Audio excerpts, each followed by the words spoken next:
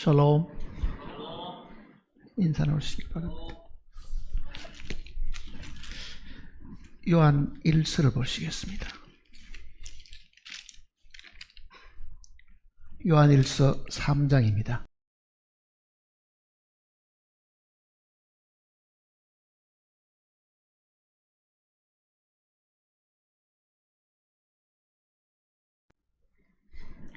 요한 1서 3장 13절 말씀부터 보겠습니다.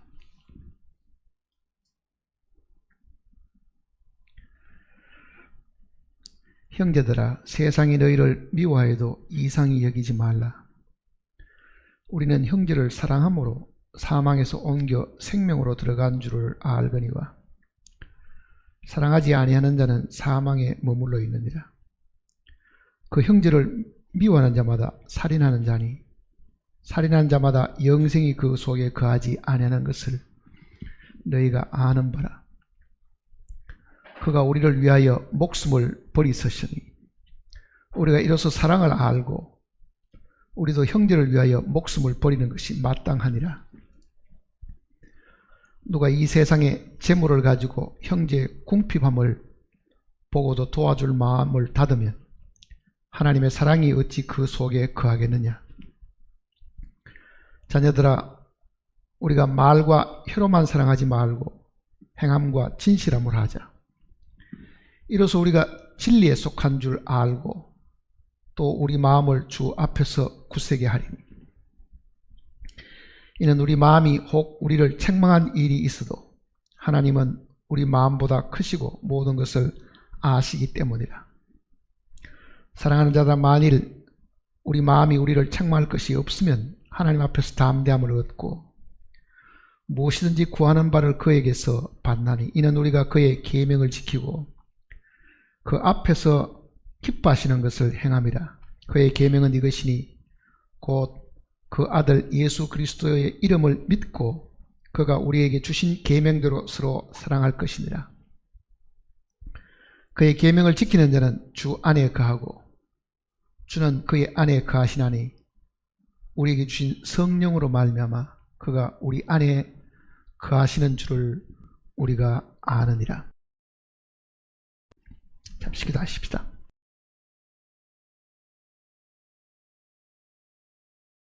우리의 마음을 살피시는 아버지 하나님,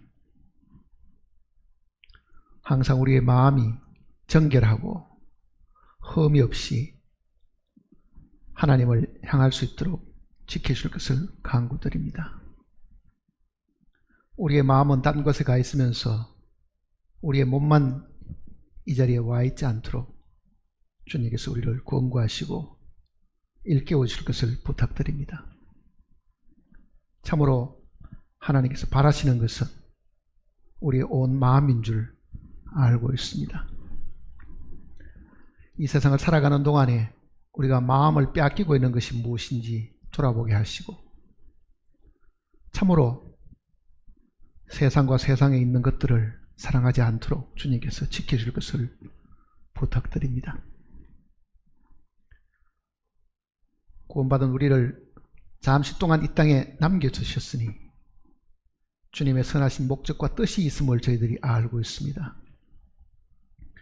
매일매일의 삶 속에서 하나님께서 저희를 향하신 뜻이 무엇인지를 밝혀주시고 그 뜻을 우리가 어떻게 행할 것인가도 주님께서 일깨워 주실 것을 부탁드립니다. 이 자리에 머리 숙인 심령들 마음을 주님께서 아시오매 참으로 그 마음에 소원하는 바가 무엇인지를 주님께서 보시고 들어주시고 이 땅에 살아가는 동안에 온전히 우리의 마음이 주님께 가 있으므로 우리의 뜻이 주님의 뜻이 되기를 바라고 우리의 생각이 주님의 생각이 되기를 진정으로 원합니다.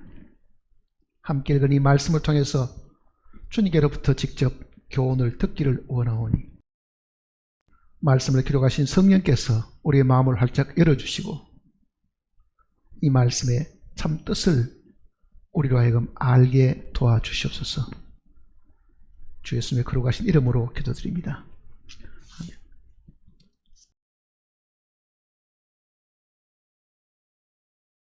하나님께서 우리에게 주신 제일 큰 계명, 주님의 뜻은요, 하나님을 사랑하는 것과 사람을 사랑하는 것입니다. 우리는 기도할 때마다 주님의 뜻이 어디 있는가를 물어보잖아요. 주님의 뜻대로 살기를 원합니다. 주님의 뜻은 이미 하늘에 굳게 정해져 있습니다. 마음과 뜻과 정성을 다하여 주 하나님을 사랑하고 내 이웃을 내 몸과 사랑하라는 그 두 계명, 그 두 말씀 이외에는 사실은 하나님이 우리에게 바라시는 것이 없습니다. 하나님을 사랑해라, 이웃을 사랑해라, 그거밖에 사실 없잖아요. 그러니까 성경 전체가 우리에게 주는 하나님의 거룩하신 명령이 무엇인가를 우리가 알고자 하면은 굳이 자세하게 이거를 해야 되는지 저거를 해야 되는지 걱정할 필요가 사실은 없습니다. 하나님을 사랑하는 것, 그리고 이웃을 사랑하는 것, 그것 이외에는 하나님이 원하는 바가 사실은 없다는 것을 알 수 있습니다. 근데 문제는 세상 사람들이 하나님을 사랑할 수 있느냐? 하나님을 모르니까 하나님을 사랑할 수는 사실 없잖아요. 첫 번째 계명이 하나님을 사랑하는 것이고 둘째 계명이 이웃을 사랑하는 것인데도 세상 사람을 향해 가지고 우리가 너 하나님을 사랑해야 된다, 아마 이렇게 이야기한다 하더라도요, 세상 사람들은 보이지 않는 하나님을 사랑하는 방법을 사실은 잘 모릅니다. 하나님의 뜻이 분명히 그렇게 써 있기는 해도요, 왜 세상에 있는 사람들은 하나님을 사랑할 수가 없는가? 하나님을 모르기 때문에 사실 그렇잖아요. 또 하나님의 사랑이 자기에게 주어졌다는 것을 그가 느끼지를 못하고 경험하지 못했기 때문에 사실은 하나님을 사랑할 수가 사실 없는 겁니다. 마음과 뜻과 정성과 지혜를 다해가지고 하나님을 사랑하고 싶어도요, 구체적으로 도대체 어떻게 하는 것이 하나님을 사랑하는 것인가, 아마 이렇게 물어볼지도 모릅니다. 근데 하나님을 사랑하고자 하는 사람은 먼저 경험해야 될 일들이 있습니다. 그거는 하나님께로부터 사랑을 받아야 하나님을 사랑할 수 있다는 것이 성경의 원리입니다. 사랑은 여기 있으니 우리가 하나님을 사랑한 것이 아니요 하나님이 먼저 우리를 사랑하신 것이라 그러잖아요. 하나님이 먼저 우리를 사랑하신 그 사랑을 우리가 경험하게 되면 사랑하신 하나님을 향해서 우리도 마음이 열리고 하나님을 향해서 정말 뭔가를 우리가 하고 싶은 그런 이 생각이 사실 열립니다. 그러니까 우리 마음 속에 하나님의 사랑이 먼저 부어져야 된다는 것이 이 성경의 뜻입니다. 그러니까 세상 사람들 마음 속에는 하나님의 사랑을 경험하지 못한 그 일들 때문에 하나님을 사실 모르는 거잖아요. 그러면 하나님은 세상 사람들은 사랑을 안 하시느냐?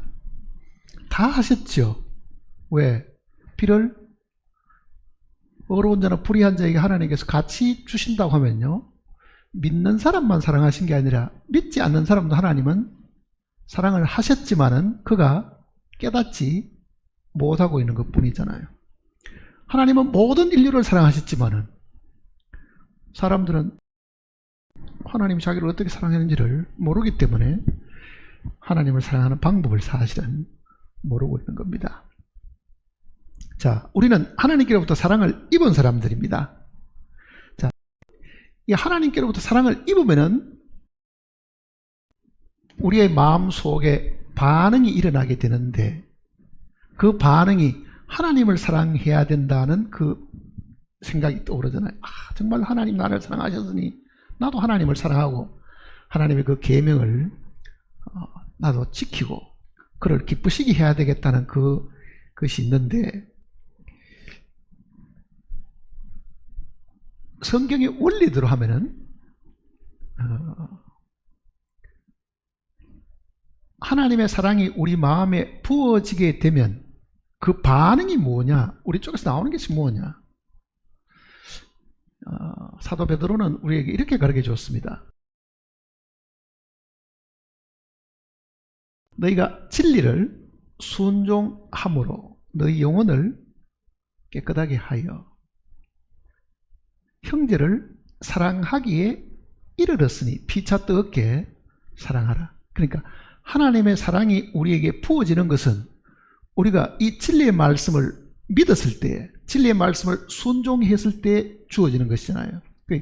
진리를 순종한다는 것은 하나님의 사랑을 우리가 깨달은 것인데요, 하나님의 사랑이 우리 마음에 부어지게 되었고 정말 우리 마음에 그 사랑이 우리 속에서 이렇게 뭔가를 하려고 하는 마음이 들면은 그게 성경대로 진리를 순종함으로 너희 영혼을 깨끗하게 하여 그러잖아요. 그러면 진리를 순종해서 우리가 죄 사함을 받게 되면 하나님을 사랑하려고 하는 그 마음이 있는데 그 하나님을 사랑하는 그 마음에 뭐가 있습니까? 형제를 사랑하기에 이르렀으니 그러잖아요. 형제를 사랑하기에 이르렀기 때문에 형제를 사랑하라 이렇게 이야기하는 겁니다. 그러니까 마음이 비어있는 속에 하나님의 사랑이 부어지게 되면 이 채워진 이 마음은 위로 나아가려고 하겠죠. 마음이 비어있다가 진리를 순종해서 우리의 마음이 주님을 사랑하는 그 마음으로 가득 차게 되면 진리를 순종함으로 너 영혼을 깨끗하게 하여 그러잖아요. 그 다음에는 형제를 사랑하기에 이르렀으니 어떤 상태에 도달을 했으니까 그 다음에는 피차 뜨겁게 사랑하라. 그게 순서입니다. 하나님의 사랑이 내 마음에 부어지게 되면 내가 하늘을 향해 가지고 주님 감사합니다. 나를 이렇게 사랑하셨군요 하면은 내 마음에 형제를 사랑하기에 이른 거죠. 하나님을 사랑하기에 이른 거잖아요. 사실은요. 그게 하나님은 뭐라고 말씀하셨냐? 보이는 나를 사랑하려고 하면 너는 보이는 뭘 하라고요? 형제를 사랑을 해라. 이렇게 말씀하신다는 이야기입니다. 형제를 사랑해야 된다. 그러니까 구원받고 난 이후에 구원받은 그리스도인들이 하나님의 사랑이 내 마음에 부어져서 나는 너무너무 감사하고 좋습니다. 그거는 하나님께 대한 감사가 우러나온다는 것은요, 형제를 사랑하기에 이르게 된 겁니다. 그러면은 누구를 사랑해야 되겠어요? 하나님을 사랑해야 되겠죠. 그런데 보이지 않는 하나님을 어떻게 사랑하느냐? 눈에 보이는 형제를 사랑하는 겁니다. 그러니까 하나님을 사랑한다고 말하는 사람은 반드시 눈에 보이는 형제를 사랑하게 된다는 걸 성경이 이야기하는 거예요. 그러니까 보이는 형제를 사랑하는 것이 우리의 마음에 끓어오르는 그 사랑을 표현하는 대상으로 사실은 주신 겁니다. 여기 지금 우리가 읽어낸 이 내용들은 구체적으로 어떻게 사랑하는가에 대한 것을 지금 이야기하고 있는 겁니다.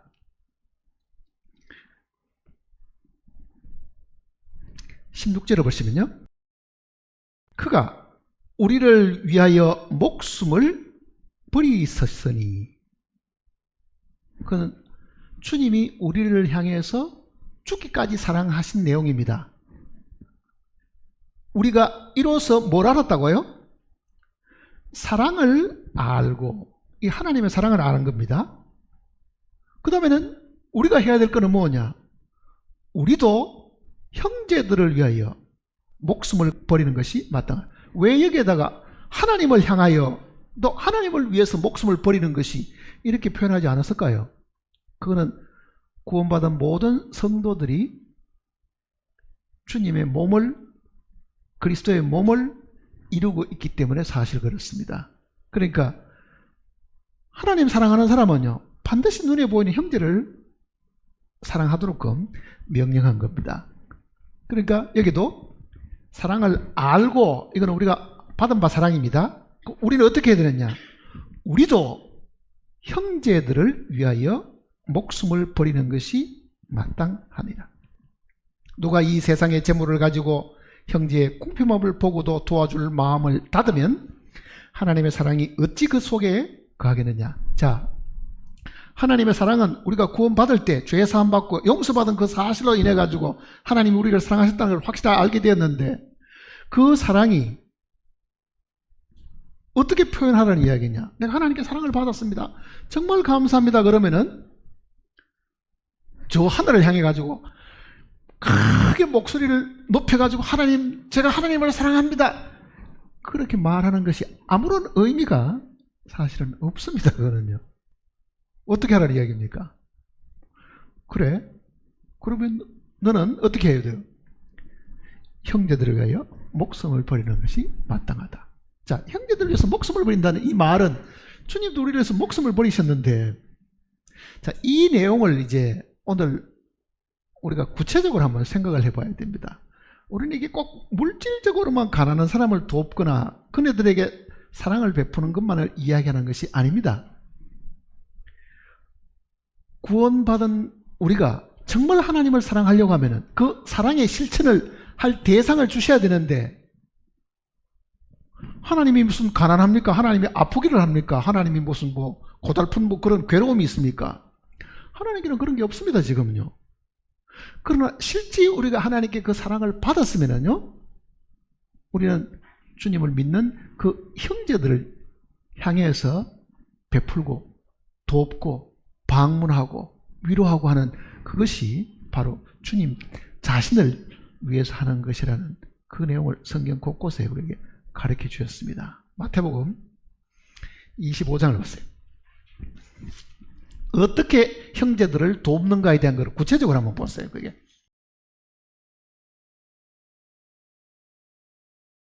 마태복음 25장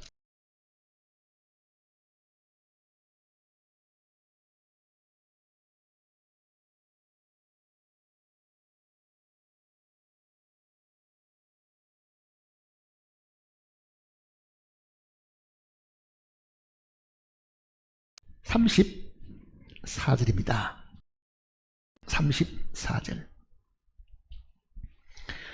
그때에 그 오른편에 있는 자들에게 이르시되 내 아버지께 복 받을 자들이여. 이거는 앞으로 우리가 복 받을 겁니다. 이 땅에서 복 받는 게 아니라 주님 오셨을 때 우리가 상급 받는 내용들입니다. 복 받을 자들이여, 나와 창세로부터 너희를 위하여 예비된 나라를 상속. 이거는 장차 우리가 왕노릇할 부분을 두고 하는 이야기죠. 자, 보세요. 35절에 내가 줄이릴 때에 너희가 먹을 것을 주었고 목마를 때에 마시게 하고. 두 가지죠. 그 다음에 세 번째는 뭡니까? 나그네 되었을 때에 영접하였고, 네 번째는 헐벗을 옷을 입혔고, 다섯 번째는 병들었을 때 돌보았고, 여섯 번째는 옥에 갇혔을 때에 와서 보았느니라. 이에 의인들이 대답하여 이르되 주여, 우리가 어느 때에 주께서 줄이신 것을 보고 음식을 대접하였으며 목마르신 것을 보고 마시게 하였나이까? 어느 때에 나그네 되신 것을 보고 영접하였으며 헐벗으신 것을 보고 옷 입혔나이까? 어느 때에 병드신 것이나 옥에 갇히신 것을 보고 가서 배웠나이까 하리리.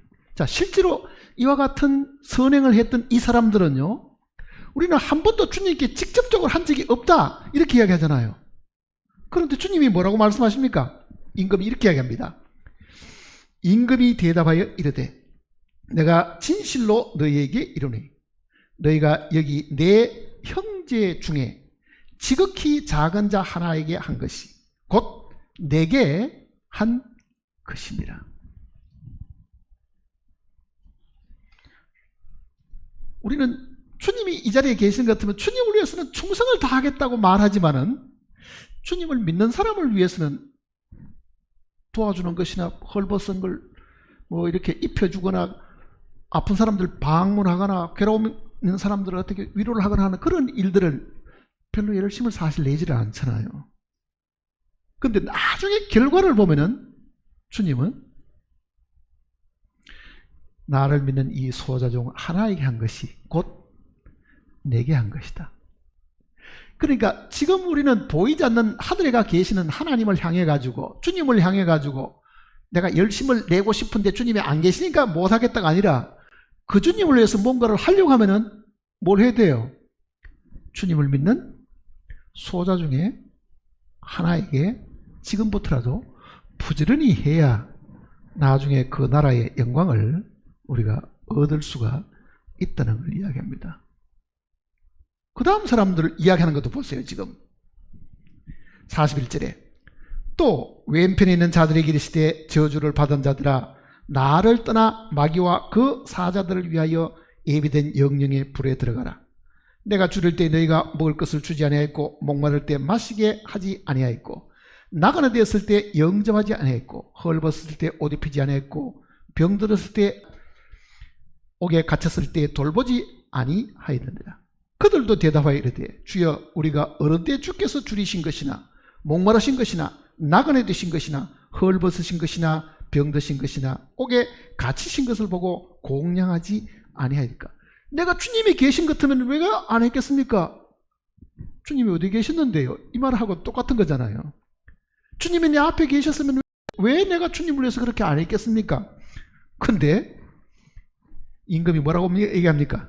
예, 임금이 대답하여 이르시되 내가 진실로 너희에게 이르노니 이 지극히 작은 자 하나에게 하지 아니한 것이 내게 하지 아니한 것이더라.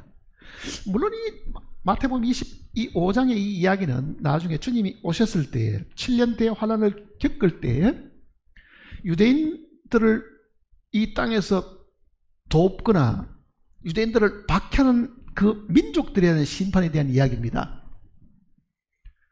결국은 교회가 휴거되고 난 다음에는 이 땅에 유대인이 남고 이방인이 남잖아요. 그 유대인들이 극한 시험 속에 들어가서 시련을 당할 때에 그 유대인들을 도와줬던 민족들이 하나님 앞에 가서 상 받을 사람, 벌 받을 사람을 구분해 놓은 거잖아요. 그 유대인들도 하나님의 선민이잖아요. 그 하나님의 선민, 그 백성들 중에 지극히 작은 자 하나에게 하는 것이, 주님은 자기를 향해 사는 것이다. 이렇게 신약도 개념은 똑같습니다. 그 유대인뿐만 아니라 신약의 개념도 똑같습니다. 사정기 보세요.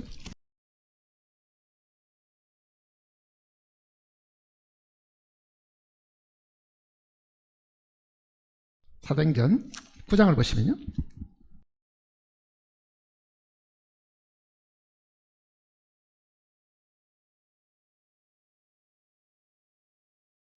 사절입니다.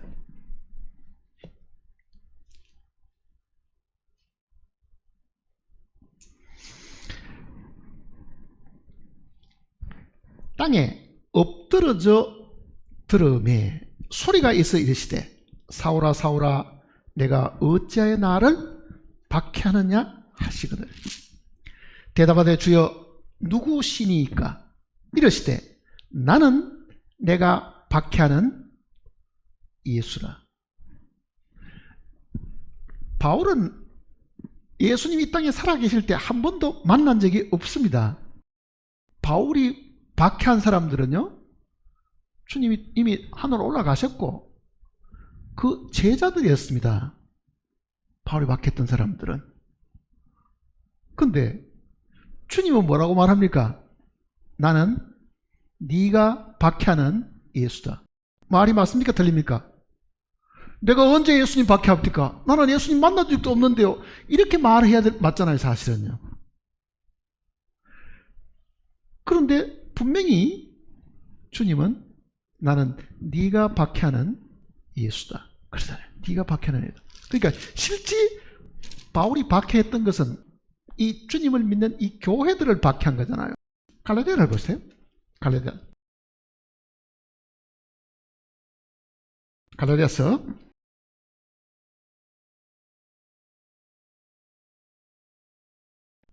1장입니다.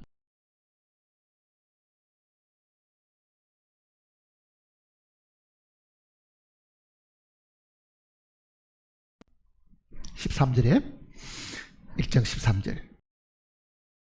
내가 이전에 유대교에 있을 때에 행한 일을 너희가 들었거니와 하나님의 교회를 심히 박해하여 멸하고 내가 내 동족 중 여러 영갑자보다 유대교를 지나치게 믿어 내 조상의 전통에 되어 이르습니다. 그 실제 바울이 박해한 것은 하나님의 교회, 예수 그리스도를 믿는 성도들을 박해한 것인데 주님은 그 성도들이 교회가 그리스도의 뭡니까? 몸이잖아요. 몸을 박해하는 것은 머리를 박해하는 거거든 사실은요.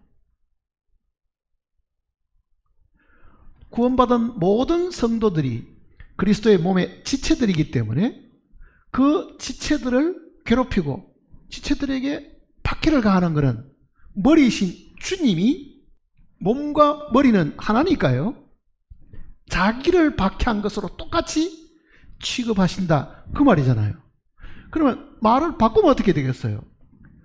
몸된 지체를 제대로 돕고 사랑을 베풀고 산다고 하면은 누구에게 하는 것이란 얘기예요? 그거는 주님께 하는 것이다. 그러니까 실제 우리는 이 땅에 살아가는 동안에 하나님을 향해서 사랑을 하려고 하면은 멀리 있는 하나님 생각할 필요가 없습니다. 눈에 보이는 내 옆에 있는 구원받은 성도들, 하나님의 교회에 속한 사람들을 향한 내 마음의 친절과 봉사와 그리고 괴로울 때 찾아뵙기도 하고 감옥에 갇혔을 때 가서 위로하기도 하고 물질적으로 어려우면 도와주기도 하고 그것이 주님은 지금도 자기를 섬기는 것으로 보고 계시는 겁니다. 고린전서 8장을 보세요.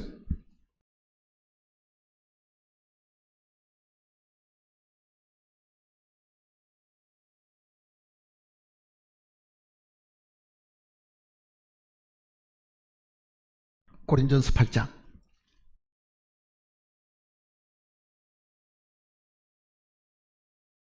12절을 보시면요.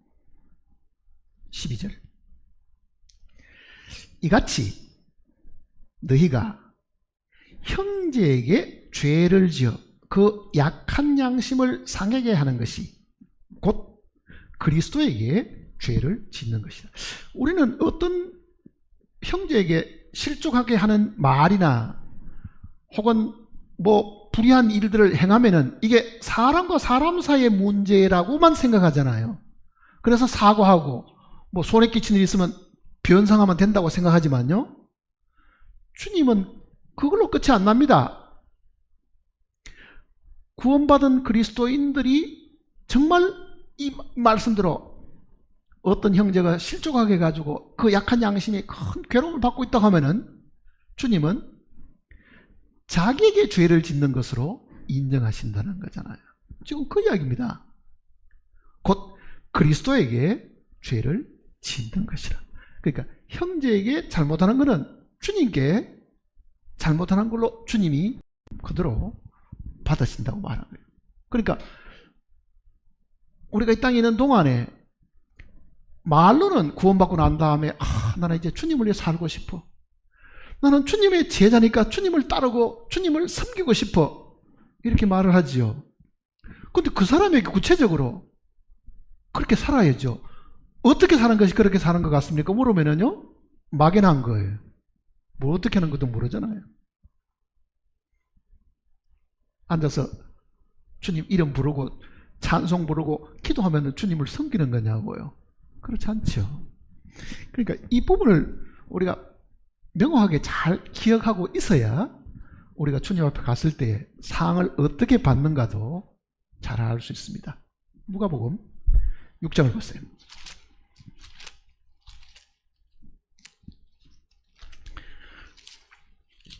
누가복음 6장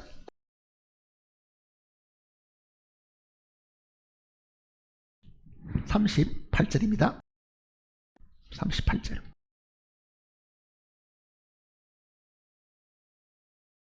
주라.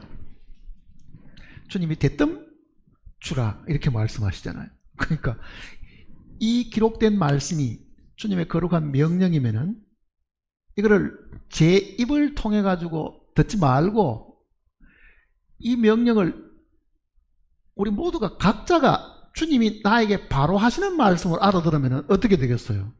주님이 나보고 뭐라 그럽니까? 주라. 그러고 하시는 말씀은요, 그리하면 너희에게 줄 것이니 곧 후이되어 누르고 흔들어 넘치도록 하여 너희에게 안겨 주리라. 너희가 헤아리는 그 헤아림으로 너희도 헤아림을 받을 것이니라. 자, 주님이 모든 주님을 믿는 성도들에게 주라 그러죠. 주라. 베풀으라는 뜻입니다. 나눠주라는 뜻이잖아요. 주라. 물론 그 위에 있는 구절하고 이게 관련이 좀 있긴 한데요. 37절 한번 보세요. 비판하지 말라. 그리하면 너희가 비판을 받지 않을 것이요. 정죄하지 말라. 그리하면 너희가 정죄를 받지 않을 것이요. 용서하라. 그리하면 너희가 용서를 받을 것이요. 자, 이 내용은 천연왕국 시에 우리가 어떻게 하나님께 상급받고 칭찬받을까에 대한 이야기를 하는 이야기입니다. 비판하지 말아라. 내가 상대방을 비판을 하게 되면 상대방이 나에게 비판을 하기 때문에 그 비판을 안 받으려면 나보고 비판하지 마라, 이런 뜻이 아닙니다.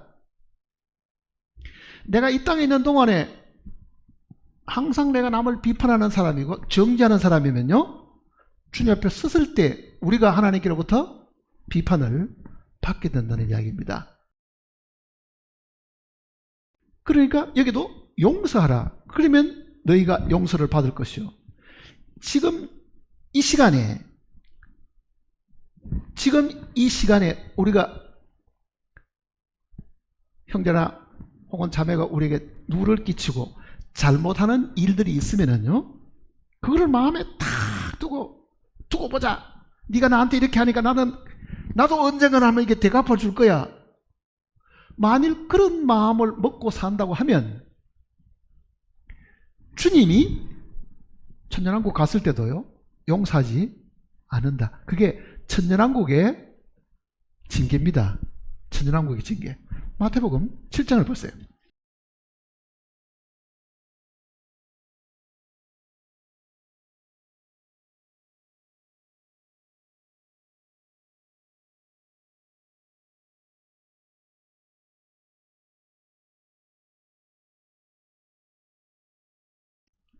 (7장 1절입니다)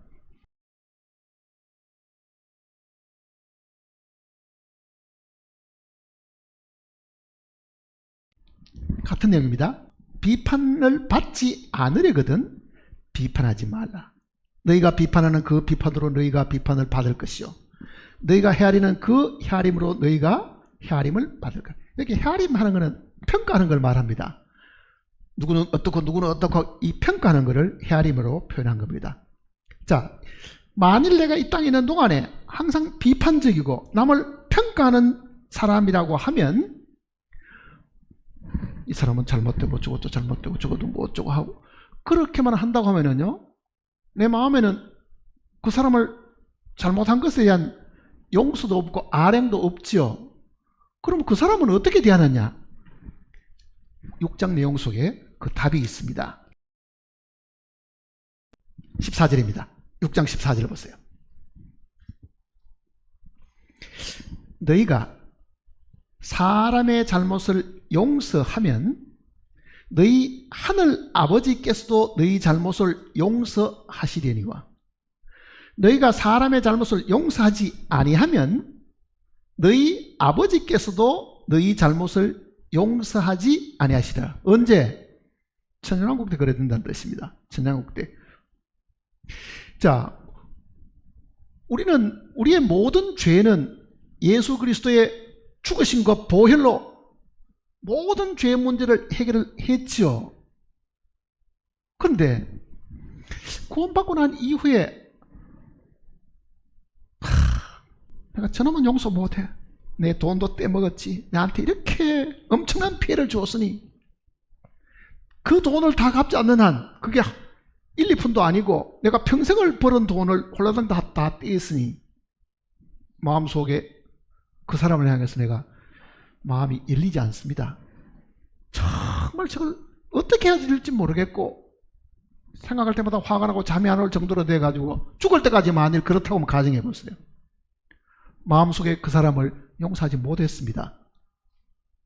자, 우리가 용서받는 것은 우리의 행위로 용서받는 것은 아니잖아요.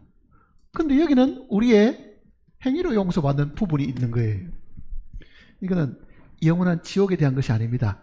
천년왕국에 갔을 때 우리가 받을 징계와 벌을 있음을 이야기하는 거예요. 그러니까 내가 이 땅에 있는 동안에 사람의 잘못을 용서하지 않고 그대로 죽었다고 하면요, 너희 아버지께서도 너희 잘못을 용서하지 아니하시리라. 그러니까 이거는 야고보서에 있는 그 말씀대로 긍휼을 행하지 않는 자에게는 긍휼 없는 심판이 있으리라 그러잖아요. 긍휼 없는 심판이 있으리라. 그러니까 지금 이 땅에 있는 동안에 구원받은 그리스도인들이 정말 하나님을 사랑하고 하나님의 뜻대로 살기를 원하면은 하나님을 사랑해야 되는데, 나도 받았으니까 하나님을 사랑해야 되겠죠. 문제는 그 하나님이 오늘 이 땅에 있는 그리스도의 몸을 이루고 있는 교회의 머리이시다. 그걸 안다고 하면은 우리는 구원받은 식구들을 어떻게 대하고 살아야 되는가를 정말 늘 마음에 신경을 써서 살아야 됩니다. 그렇지 않으면 우리는 모든 걸 다 잃고 살게 됩니다. 하나님을 사랑하는 것은 보는 바 그 형제를 사랑하는 겁니다. 그리스도의 몸된 교회를 사랑하는 거잖아요, 사실은요. 우리는 하나님을 향해 가지고 하나님이 나 같은 죄인을 용서해 주셨다, 그 간증은 많이 하고 있지만은요, 그 하나님을 위해서 당신이 뭘 합니까? 물으면은 뭐 하는 게 뭐 있어요? 그렇게 영원한 멸망에 빠져 지옥 갈 사람을 건져주신 그 하나님을 위해서 당신은 뭘 하고 삽니까? 물으면은 뭘 하고 살아요? 마음에 인색하고 여유도 없고 남이 나에게 행한 대로 나도 갚으려고 하고, 그런 딱딱하고 계산적인 것만 우리가 가지고 있지, 하나님께 사랑받았다고 입을 외우고 다니는 사람도요, 실제로 그 하나님을 위해서 뭔가 하는 것이 없이 사는 사람이 너무너무 많습니다. 그리고 또 한 가지 생각해 봐야 될 게 있습니다. 자, 주라고 말씀하시니까 그거는 내 주머니에 있는 걸 끄덕내가 줘야 될 거잖아요. 내 시간을 내줘야 되겠죠. 자, 마태복음 25장에는 그 내용을 보면은 6가지 경우입니다. 목마르고 먹지 못 헐벗고 나가야 되는 사람, 아픈 사람, 감옥에 갇힌 사람, 종류가 한 6가지 나오는데, 오늘 구원받은 그리스도인이 돌봐야 될 사람들이 병중에 있거나 혹은 감옥에 있거나 혹은 객지에서 와서 잘 데가 없거나 여러 가지 경우가 있는데, 우리는 객지에서 왔다 혹은 외국에서 왔다 그래도 구원받은 사람 누가 알아서 하겠거니 하고 우리는 아예 신경을 안 쓰고 산다고 하면요, 주님이 나중에 뭘 보시겠어요? 근데 주라고 하신 이 분이 놀라운 걸 우리에게 약속을 하셨습니다. 다시 누가복음 보세요. 38절을 다시 보시면요, 6장, 누가복음 6장 38절.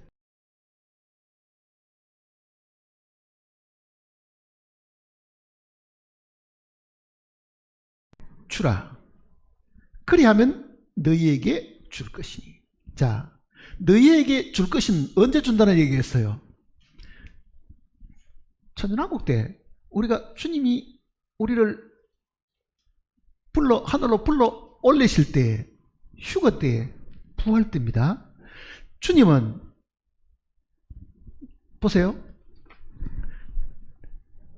하나님을 사랑하는 것이 만일 구원받은 형제 자매를 사랑한 것이라고 하면, 내가 도운 거는 그리스도의 몸의 지체들인데 그 지체들을 향해서 내가 준 것에 대한 것을 머리가 갚아주시는데 어떻게 갚아주시느냐?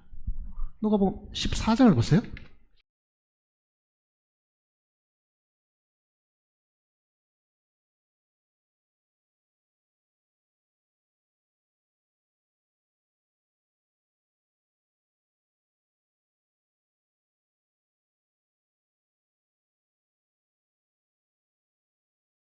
13절부터 보세요. 14장 13절. 잔치를 베풀거든. 여유가 있어가지고 누구를 이제 청해가 식사를 대접하고 하는 일이겠죠. 차라리 가난한 자들과 몸 불편한 자들과 저는 자들과 맹인들을 청하라. 14절 같이 읽어볼까요? 그리하면 그들이 갚을 것이 없으므로 내게 복이 되리니 이는 의인들의 부활 시에 내게 갚음을 받겠습니다 하시다. 누가 갚아줍니까? 주님이 갚아주시잖아요. 의인들의 부활 시에 이 땅에 썩을 것으로 갚아주시는 것이 아니고 우리는 이 땅에 썩어질 것을 갖고 도와줬는데 없어질 것 갖고 도와줬는데 그 의인들의 부활 시에 주님이 주라 어떻게 한다고요? 누르고 흔들어서 갚아주겠다 그러잖아요. 누르고 흔들어서 언제? 이 의인들의 부활 시에 네게 갚음이 있다. 그걸 네가 기억을 해라. 그렇다고 하면은 내가 지금 남에게 동정하고 준 것으로 다 끝나면 이게 손해인데가 아니라 나는 요만큼밖에 안 줬는데 나중에 흔들어 채워주면은 이만큼 주신다는 이야기잖아요. 내가 베푼 것보다 훨씬 더 많이 넉넉한 것으로 흔들어 채워주신다는 그 약속을 사실 하신 겁니다. 혹시 사람들이 실족할까 싶어서 이렇게 말씀하지 않았는가 이 생각도 들어요. 왜? 주님은 뭐 주기만 하라 그러고 준 사람에 대해서는 뭐 아무런 말도 안 하면은 그럼 나보고 손해만 보고 살아라는 말인가? 바보같이 살아라는 이야기인가? 아니죠. 주님은 정말 주 예수께서 친히 말씀하신 바 주는 것이 받는 것보다 복이 있다 하심을 기억하여야 할지니. 왜 복이 있어요? 영원한 것으로 우리에게 되갚아 주시니까 그게 복이다 그 얘기잖아요. 영원한 것으로 되갚아 주시. 그러니까 이 땅에 줘버린 거 끝나는 것이 아닙니다. 주님은 영원한 것으로 그 부활 시에 다 갚아 주시니 네가 지금 세상에 잠시 사는 동안에 그 물질적인 것, 그 없어질 것, 썩고 사라질 것을 네가 그래도 베풀면은 지금 배고파서, 지금 헐벗어서, 지금 목말라가지고, 지금 고통 중에 있는 그 사람을 그런 물질적인 것을 도와주기만 한다고 하면 나는 나중에 하늘의 것으로 영원히 사라지지 않는 것으로 흔들어서 넉넉히 너에게 갚아주마. 이렇게 약속하신 겁니다. 그래도 우리는 마음을 안 열죠. 그거는 그때고 지금은 지금이다 뭐 이렇게 생각할지 모릅니다. 우리가 너무 마음이 인색하니까 하나님이 이 인색한 마음을 잘 아시니까 이렇게 말씀하시는 거죠. 믿음이 없이는 하나님을 기쁘시게 할 수 없나니 하나님께 나아가는 데는 반드시 그가 계신 것과 그를 찾는 자들에게 상 주시는 자이심을 믿어야지. 뭘 한다고요? 상을 주시는 분으로 믿어라. 상 주시는 분이다. 갚아주시는 분으로. 그 행위에 대한 모든 보상을 해주신 분으로 믿으라. 왜? 그냥 선행을 베풀어라 그러면은 아무도 안 할 것 같으니까 하나님이 선행을 베풀 만큼 내가 넉넉히 상으로 되갚아주마. 그것도 의인의 부활 시에 영원한 것으로 되갚아주마. 그게 장차 우리가 누릴 하늘의 왕권이고 차지할 땅입니다. 너는 몇 고을을 찾아라. 너는 몇 고을을 찾아라. 그렇게 되는 거잖아요. 그게 사실은요. 이렇게까지 자세하게 설명을 해 줬는데도 그래도 우리는 마음에 다 이렇게 뻗들고 있잖아요. 뻗들고. 그러니까 하나님 우리를 보실 때 우리의 마음이 너무 인색하고 마음이 찌들어 있으니까 이런 사람들에게도 주님이 주신 약속들이 있습니다. 잠언을 보시면요. 11장을 보세요. 11장 24절입니다. 24절과 25절을 같이 읽어보겠습니다. 흩어 구제하여도 더욱 부하게 되는 일이 있나니 과도히 아껴도 가난하게 될 뿐이니라. 구제를 좋아하는 자는 풍족하여 질 것이요 남을 윤택하게 하는 자는 자기도 윤택하여 지리라. 믿어집니까? 그러면 가난뱅이가 되지 아마 우리는 이렇게 생각할 겁니다. 내가 다 나눠줬는데 내가 부자 될 일이 뭐였으면 윤택해질 일이 뭐였겠느냐.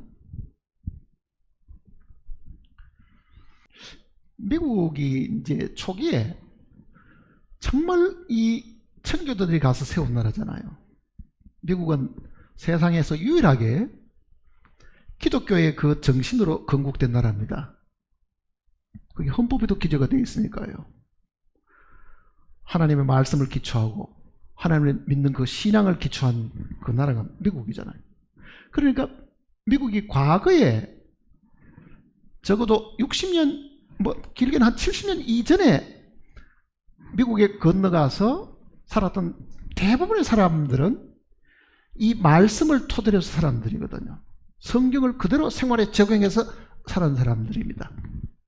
그 사람들이 살았던 그 간정들이 책으로 나와 있고 우리말로도 번역된 책들도 많이 있습니다. 콜게이트 뭐 같아요? 치약. 콜게이트는 미국 치약이 있죠. 콜게이트 그 회장하던 사람.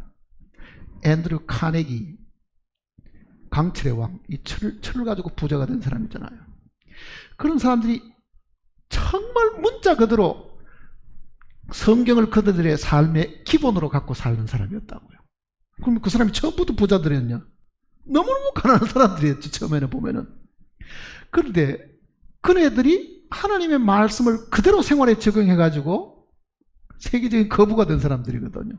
그 사람들 간증 내용 속에도 그게 있어요. 간증 내용 속에도.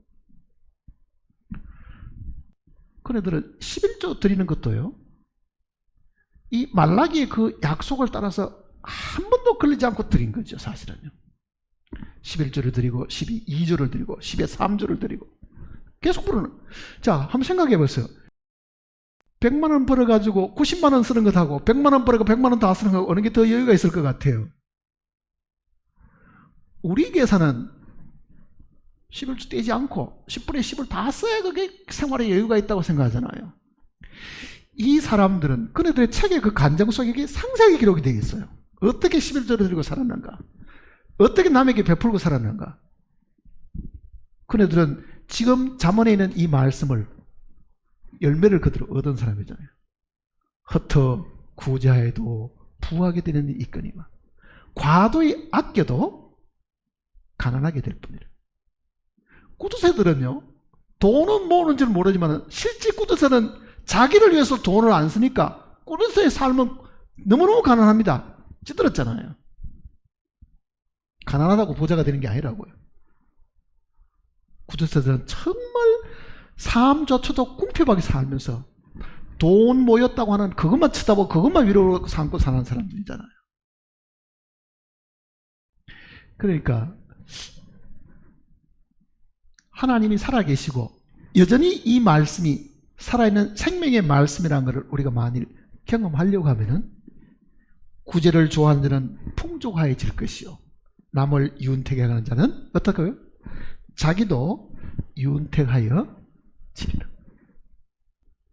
그러니까 말을 바꾸면 내가 열심히 노력하고 정말 나도 성경대로 땀을 흘리고 사는 사람인데 그래도 내가 너무 가난하다고 생각하면 주여, 내가 너무 과도하게 아끼고 남에게 베풀지를 않았기 때문에 이런 결과가 왔으니 이제는 내 수중에 있는 것을 풀어놓기를 원합니다. 그러면 분명히 달라집니다. 분명히 달라져요. 저는 긴 세월 동안 신앙생활을 하는 동안에 경제적인 어려움을 많이 겪었어요. 너무나 어려울 때는 이게 10분의 1도 되지 말고 이걸 다 써야 되겠다라고 유혹을 받을 때도 사실 없잖아요. 있죠. 극히 작은 금전을 해도 이렇게 생각했습니다. 10분의 1을 내가 하나님이 이 정도밖에 축복을 안 해줬으니까 10분의 2를 내야 되겠다. 그렇게 결정하고 시행을 한 적도 있어요. 달라졌겠어요? 안 달라졌겠어요? 달라졌어요. 그게. 과거에 있는 일이지 지금 있는 일이 아니에요. 과거에. 너무나 어려우니까. 하나님이 살아계시고 이 말씀이 틀림없으면요, 우리는 이 말씀을 그대로 믿고 순종을 하면 분명히 그 결과도 나타나게 됩니다.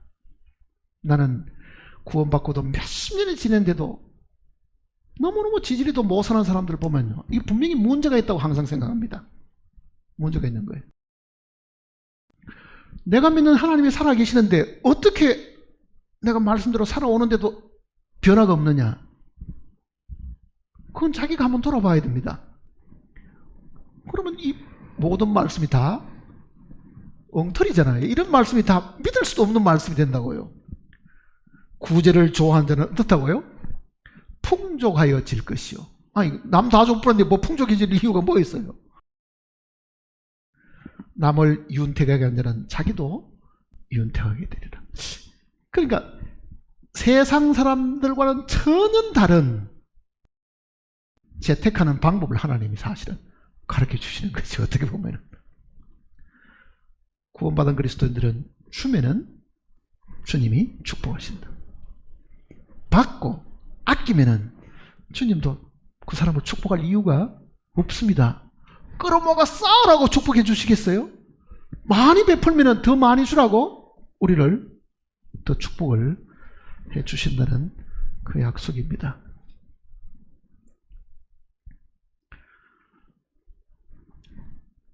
성경 속에 있는 이런 말씀을 붙들고 살았던 사람들의 간증을 보면은, 제가 여러 사람들의 이 글들을 읽으면서요, 체험으로 써놓은 걸 보면은요,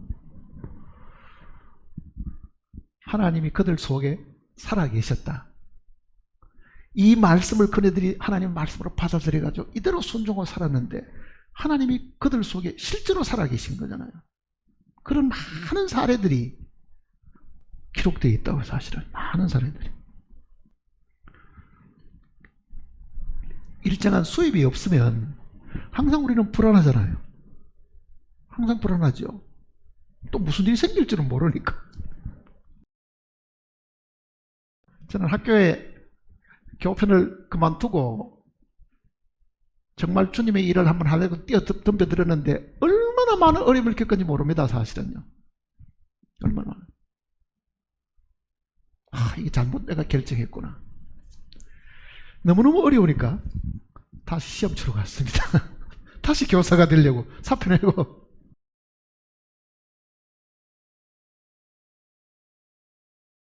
또 합격을 했어요.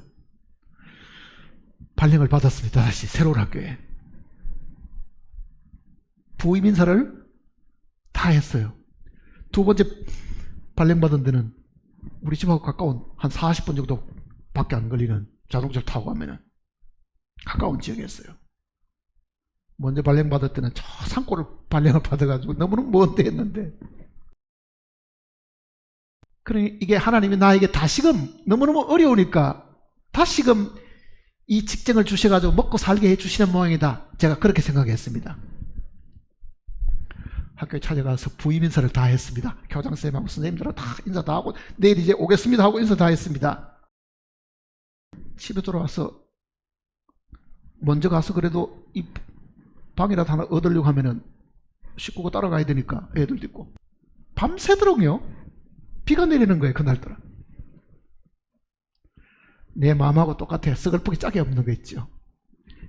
분명히 내가 주님을 위해 살겠다고 마음에 서운을 하고 내 삶을, 내 시간을, 내 육신의 이 시간, 이 생명을 주님께 드리고 살겠다고 딱 서운을 하고 학교를 그만두고 몸으로 때우려고 했는데 애도 있고 뭐 궁핍이 자고 깨면 그 궁핍이 눈앞에 보이니까 시험을 봤죠 이제.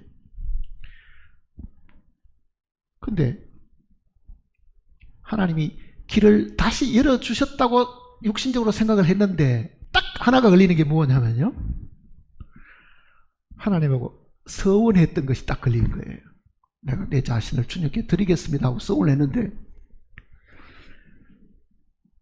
내일 학교를 가야 되는데 비는 밤새도록 내리죠. 그 서운을 깰 수가 없어요.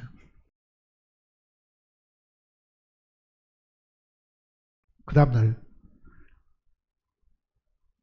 그 발열장을 찢어버렸어요. 내가 굶어 죽어도 할 수 없다 이거는. 굶어 죽어도. 그렇다고 해서 삶이 바뀌는 건 아니잖아요. 삶이 바뀌는 건 아니죠. 그런데 그 어려운 중에 하나님이 말씀 읽는 중에 주시는 말씀이 있었어요.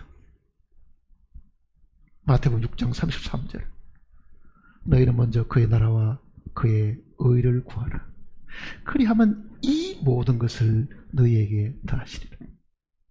내가 추구하는 것이 먹고 마시는 것을 위해 가지고 돈을 벌어야 되는데 이거를 옆으로 제껴놓고 정말 주님과 주님의 나라를 위해서 만일 뭔가를 하면은 이 모든 것은 너희에게 더하시리라. 이거는 하나님이 알아서 해주겠다는 이야기잖아요. 그러니 그 말씀을 마음속에 잡은 거죠. 하나님의 약속이 틀림없구나. 그러면 앞으로 내가 고생을 안 해도 되겠구나 하는 그 생각이 들죠. 그 말씀을 제가 120% 정도로 붙들은 것 같아요. 그때. 물론 이제 생활이 바뀌는 건 없어요. 당장 생활이 바뀌는 것도 아니고 당장 돈이 들어오는 것도 아니고 어려움은 그대로 있는데도 그 말씀이 어려울 때마다 생각나고 어려울 때마다 이기게 해주는 그 힘이 되지요. 그리고 세월이 흘러갔습니다. 다시 뒤를 돌아보니까요, 하나님이 어떻게 나를 돌보셨는지를 속속들이 알 수 있는 거죠. 자, 돈이 있어가지고 필요할 대로 쓰는 거는 어떤 경우겠어요? 월급을 받아가지고 매달 꼬박꼬박 월급 받고.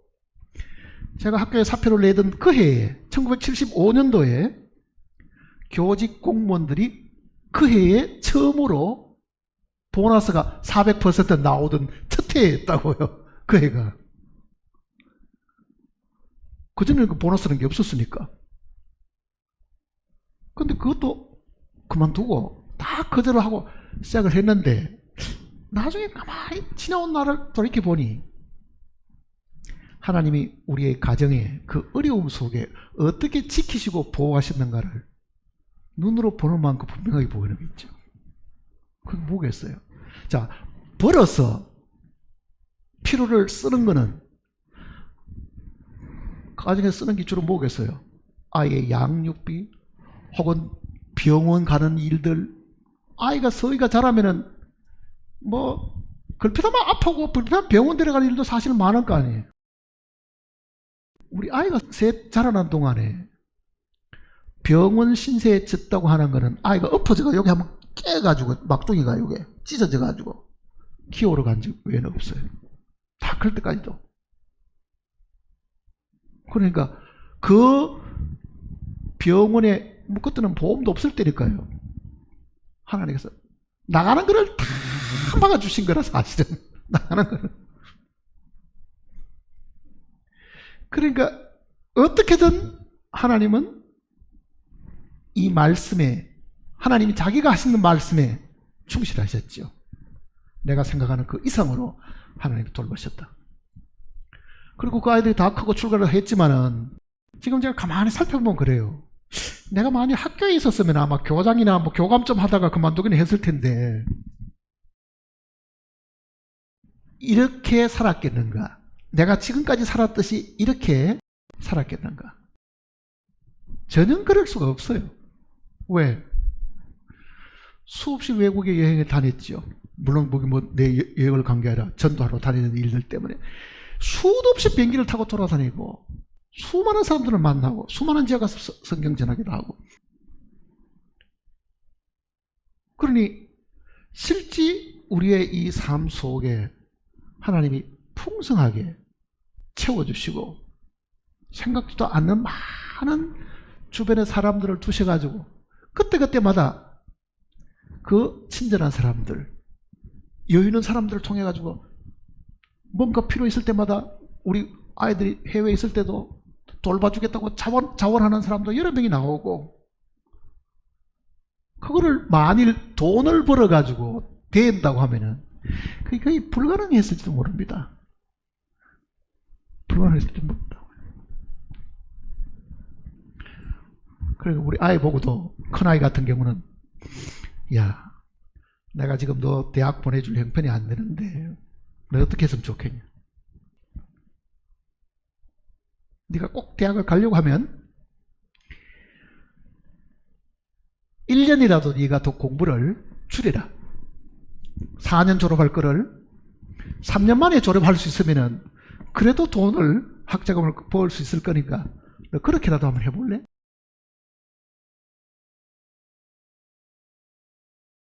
뭐라 그렇게 대답했겠어요? 이거 오케이. 그러더니만은 전공을 2개를 했어요. 전공을 2개 하고 3년 만에 졸업한 거예요. 굉장히 공부를 많이 한 거지, 집단은.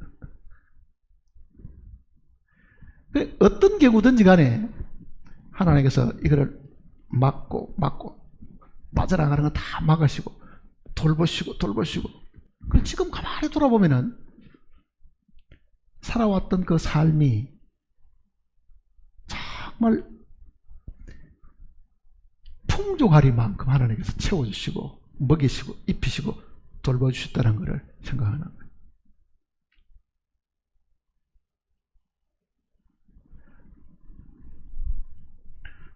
그러니까 여기 있는 이 내용도 만일 우리가 하나님의 살아있는 말씀으로 만일 받아들인다고 하면요, 왜 하나님이 무에서 유를 창조하시는 그 하나님이 정말 가난밖에 없는 우리를 풍족하게 못 만드시겠느냐, 그 얘기잖아요. 너희는 먼저 그의 나라와 그의 의를 구하라. 그리하면, 그건 조건이잖아요. 그리하면 이 모든 것은 너희에게 더하시리라. 그게 살아있는 하나님의 말씀이잖아요. 살아있는 하나님의 말씀.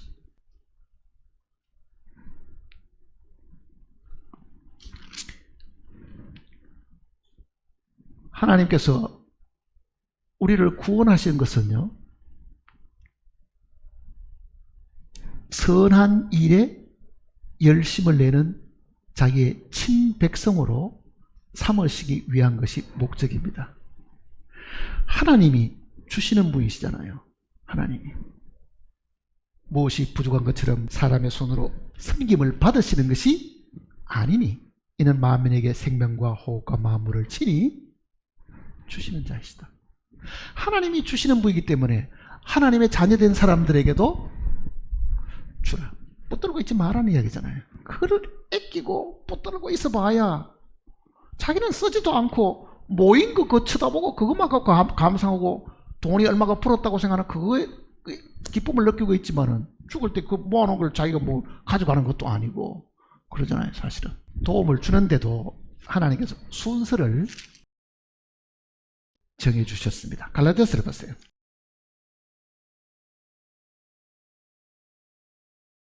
(6장을) 보시면요,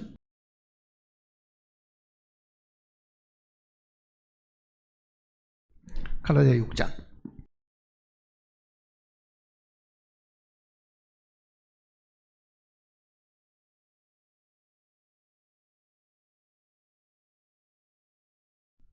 7절부터 보시겠습니다. 6장 7절. 스스로 속이지 말라.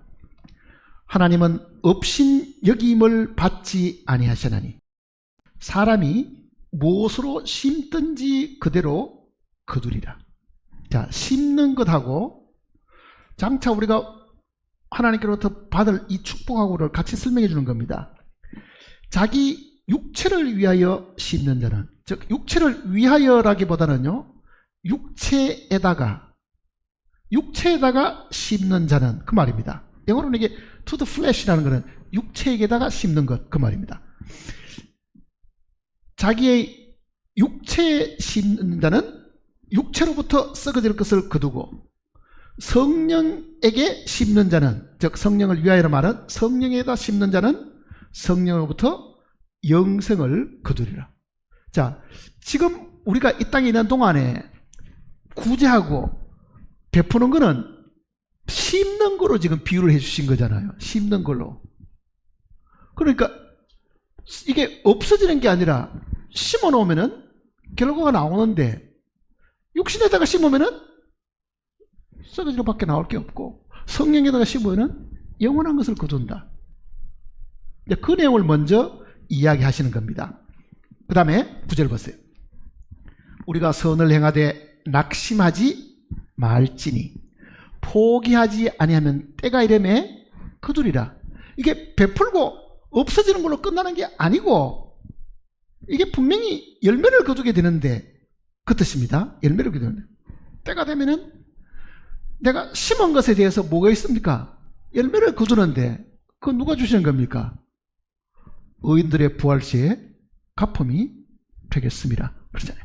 그때 주님이 우리에게 갚아주시는데, 10절을 같이 읽어볼까요? 그러므로 우리는 기회에 있는 대로 모든 이에게 착한 일을 하되 더욱 믿음의 가정들에게 할지니라. 우리의 구제는 모든 사람을 향한 것이기는 해도 우선적으로는 누구에게 있다는 이야기입니까? 믿는 사람들에게 먼저 하라, 그 뜻이잖아요. 믿는 사람들이, 구원받은 성도들에게 먼저 하라는 게 성경의 가르침입니다. 주님이 우리의 행한 것은 소자에게 냉수 한 그릇 주신 것까지도 다 기억해 두셨다가 갚아주신다고 하면, 그렇게 신실하신 주님이 그 약속을 우리에게 해 주셔가지고 우리가 기쁘게 그 일을 하게 하셨다고 하면은, 지금까지 우리가 선행을 베푸는 것은 다 차곡차곡 기억이 다 되어 있습니다. 하나님 앞에.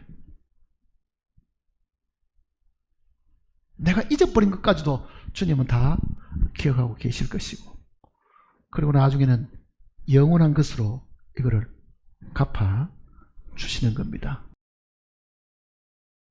그러니까 혹시 이게 꼭 물질적으로 돕는 일이 아니라도요, 선행, 친절, 위로, 권면, 신방, 이 모든 것들을 다 생각해 볼 수 있는 겁니다. 사실은요. 유대인들은 물질을 도와주는 것보다도 선행을 더 중요시 생각합니다. 친절. 물질은 부자들을 도와줄 수는 없잖아요. 그렇지만은 친절은 부자들에게도 할 수가 있지요. 부자도 아프니까 부자에게 우리가 친절한 마음으로 병만 안 갈 수도 분명히 있지요. 그러니까 우리가 도울 수 있는 방법이란 것은 반드시 이게 꼭 물질적인 것이 아니어도요, 충분하게 생각해 볼 수 있는 부분이 많습니다. 마태복음 25장에 있었던 것처럼 아픈 사람 찾아가는 일, 감옥에 갇힌 사람 찾아보는 일들, 그게 뭐 지금 감방에 갇혀 있는 그런 사람들만 이야기하는 것도 아니고, 자기 속에, 고독 속에, 외로움 속에 갇혀 있는 사람도 너무 많습니다. 다 자기 중심적인 사람, 항상 남을 경계하고 딱 문을 끌어당고 사는 사람들도 많잖아요.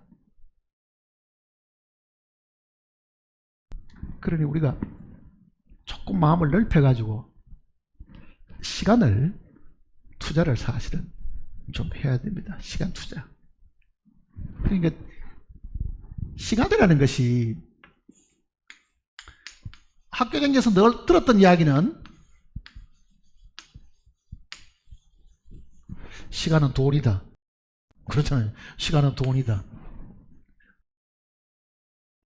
왜?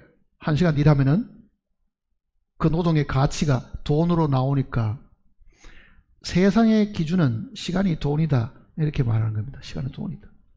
근데 제가 성경을 읽으면서요, 이거는 시간이 돈이 아니고 시간은 생명입니다. 시간은 생명이에요.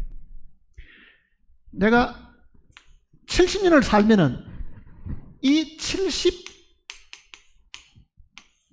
70년이라는 것은 60의 시간이잖아요, 사실은. 그러니까 70년의 생명은 70년의 시간이라고요.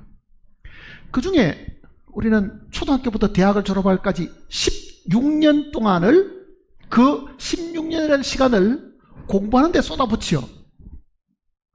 그 공부해가지고 마지막 취직을 하면은 16년 생명을 주고 받은 것이 뭐 요즘 S사 취직했다. 그러니까 16년의 생명을 주고 얻은 것이 그거란 이야기입니다. 그럼 보세요.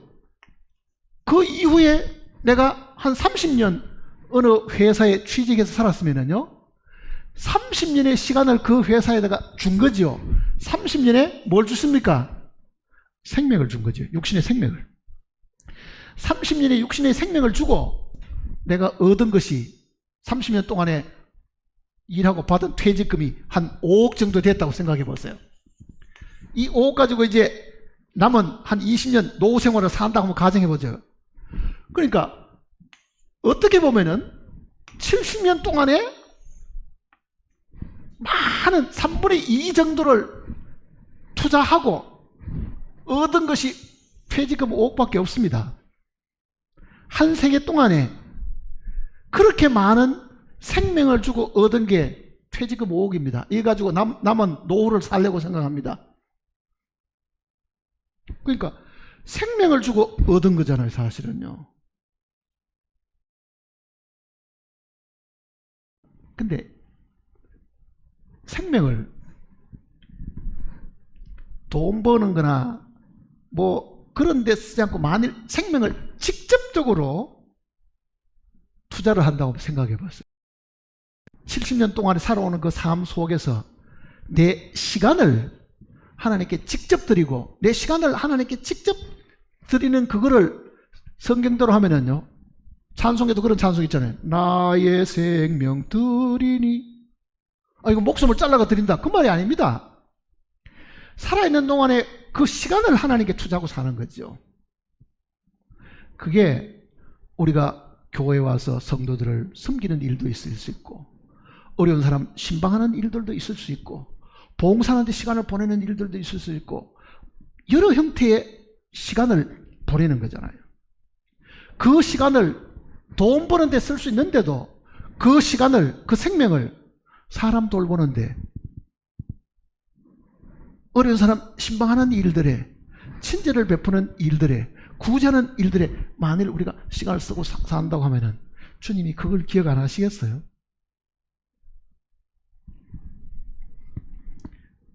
그리스도인들이 살아가는 방법은 두 가지입니다. 하나는 생명을 직접 하나님의 일에 투자하고 사는 경우, 모든 생명을 정말 복음을 전하는 일들이나 주님이 직접 명령하신 일에 쓰는 방법이 한 가지가 있고, 이거를 간접 투자해가지고 나는 하나님의 교회에 하나님께 받은 직접적인 은사가 없으니까, 나는 말씀 전하는 사람도 아니고, 나는 하나님의 말씀을 맡아가 이걸 접하는 사람도 아니고 가르치는 사람도 아니라고 하면은 그 갈 수 있는 일은 뭐 있겠어요? 그 시간을 기술이나 돈 버는 일들이나 거기에 투자해서 나오는 이익이 있을 것이고, 그 이익을 다시금 하나님을 위해서 쓸 수 있는 거죠. 그러니까 하나는 직접 생명을 드리는 것이고, 하나는 이 생명을 다른 곳에 투자했다가 거기에 결과를 하나님께 드리는 겁니다. 이 두 방법밖에 없어요, 사실은요. 하나님을 섬길 수 있는 방법은. 그러니까 생명을 드리는 직접적인 일들, 리빙스턴 전기 같은 거 읽어보면요, 대단한 사람이잖아요. 정말 대단한 사람이에요, 그런 사람들은. 자, 의학 공부까지 다 하고 사회에 그만한 지위가 있고 그 기술이면 얼마든지 잘 먹고 잘 살 수 있는데도 그가 하나님께 받은 그 마음에 사랑이 있으니 아무도 안 가본 그 아프리카의 그 가난한 그 흑인들을 위해 가지고 평생을 거기가 봉사하고 죽을 때도 그 사람들 가운데서 기도하면서 죽었다는 그 기록을 보면요, 지정신이겠는가? 정말 이 제정신으로 이게 가능하겠는가? 그 생각이 들잖아요. 정말 지정신. 그런 사람은 실제로 자기 생명 그 자체, 온 일생을 다 하나님을 섬기는 그 일로 그네들을 위해서 다 준 거잖아요. 다 생명을 그걸로 다 맡겨준 거지.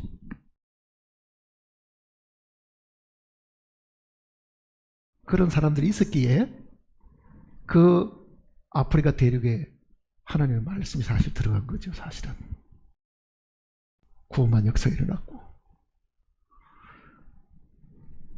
그럼 우리도 너무 편안하게 사는 것만 생각하지 말고, 주여, 나도 가진 것이 별로 없지만은 내 생명이, 내 시간이 주님께 쓰여지기를 원합니다. 주님께서 원하시면은 저를 정말 들어서 쓰시기를 원합니다. 그 마음들이 항상 있으면은 주님이 언젠가 우리를 훈련시켜서 자기 일에 분명히 쓰시게 될 겁니다. 쓰시게 될 겁니다. 모세 같은 사람도 그런 사람이었습니다. 모세는 자기 동족을 돌아볼 마음이 먼저 있었습니다. 하나님께서 그를 부르기 전에. 그 동족을 돌아볼 마음이 있다는 것은 그 동족을 위해서 뭔가를 자기가 해야 되겠다고 생각한 거죠. 그러나 그게 육신의 어떤 열정만 갖고 있으니까 하나님께서 그를 데려다가 그 마음을 그대로 받으셔가지고 40년 동안 광야 서편에서 장인 이드로의 양떼를 돌보는 그 고독한 일을 맡긴 거잖아요. 백성을 다스리는 그 일이 목자의 일입니다. 그러니까 양떼들 자기들끼리는 서로 교제가 되지만은 양떼하고 목자하고는 교제하기 힘듭니다. 그 말이 뭐냐면 백성의 리더는 고독한 자리거든요. 제일 고독한 자리라고요. 그러니 광야 서편에 그 말 못하는 양떼들 붙들고 앉아가 대화도 안 통하는 그 양떼들 치는데 40년을 보냈으니 그가 하나님께 뭘 배웠겠어요? 지도자의 그 위치를 배운 거죠. 사실은 외로움을 느끼고 혼자 하나님과 소통을 해야 되고, 백성들 저끼리 소통이 되니까. 그러니 하나님께서 모세를 그냥 쓰지 않았습니다. 자기 동족을 돌아볼 그 간절한 마음이 있는 것을 아시고 그를 택하셔가지고 훈련을 시키시고 그 다음에 자기 일에 사실은 쓰신 거잖아요. 사실은 우리도 하나님 앞에 그런 열망이 있으면은 하나님이 분명히 우리를 들어다가 훈련시키시고 쓰시게 될 겁니다. 포기할 필요가 없습니다. 하나님이 하시는 일들을 우리가 조금 더 기다리시면 하실 됩니다. 그러니까 오늘 우리가 함께 읽고 함께 찾아본 이 말씀을 통해 가지고 하나님이 살아계신다. 그 하나님이 살아계신다는 건 이론적으로 아는 게 아니고요, 경험적으로 알아야 되는 거잖아요. 하나님이 살아계신 건 하나님의 말씀이 살아있는 겁니다. 그 말씀이 내 안에 받아들였더니 그 말씀이 살아서 역사해서 열매를 가져온 거잖아요. 사실은 열매를 가져온 거.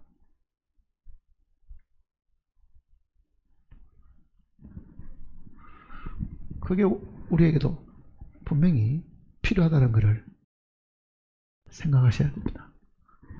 하나님의 살아계심으로 이 말씀도 살아있고, 이 말씀이 살아있으므로 이 말씀이 육신이 되는 거죠. 말씀이 육신 되었으니까 말씀이 내 속에 들어와서 내 안에서 이게 열매를 나타내는 거, 이게 구체화되는 것이 말씀 육신이 되는 겁니다. 사실은 구체화되잖아요. 그 사람들이 주님 앞에 섰을 때 주여, 주님이 내 안에서 나와 함께 늘 하셨습니다. 나는 주님과 한 생애를 동행하고 살았습니다. 이렇게 아마 가능하게 될 겁니다. 그보다 더 큰 축복은 없죠. 하나님이 우리와 함께 하시는 그보다 더 큰 축복은 없잖아요. 기도하십시다.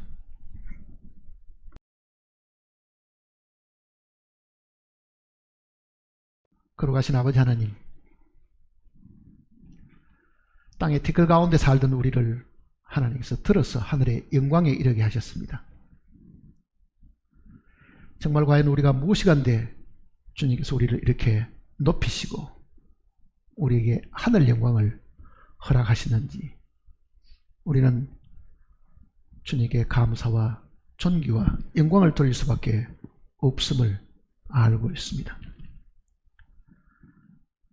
우리를 이렇게 하늘 백성으로 삼아주셨으니 육체의 남은 때를 사는 동안에 우리가 사람의 아들로 살지 않고 하나님의 아들로 이 땅에 살게 하시옵소서.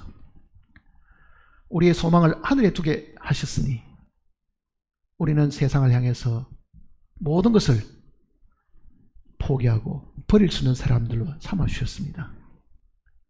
그런데 아직도 우리의 마음속에 세상을 사랑하고 세상을 버리지 못하는 마음들이 남아있는지, 혹 그런 것들이 있다고 하면은 우리에게 심히 부끄러움이 될 수밖에 사실 없습니다.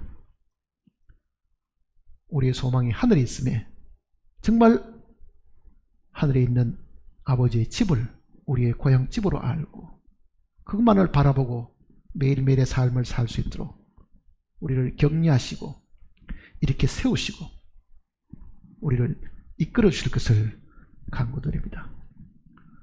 함께 말씀을 들었던 심령들 마음을 주님께서 붙들어 주시고 하나님의 말씀이 그들 속에 역사하셔서 말씀을 순종하고